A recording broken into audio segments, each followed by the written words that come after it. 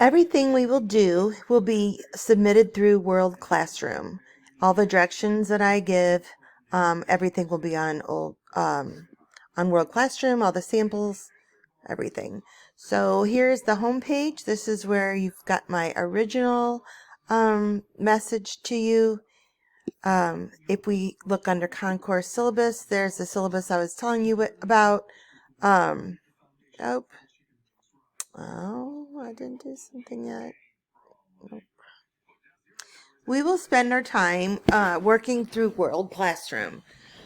So when you're on the home page, if you just go down to the assignment tab, here's your Zoom, going down to the assignment tab, click on the assignments, and this is where you'll turn in your work. So for example, here's work 1, participation. You will have directions on what to do and what to turn in. You just start assignment, turn it in, and here's a rubric. Here is a rubric.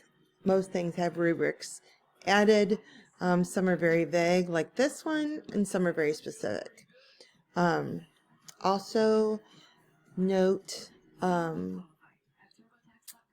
the course schedule that lists the due dates that everything is due. All right, thanks.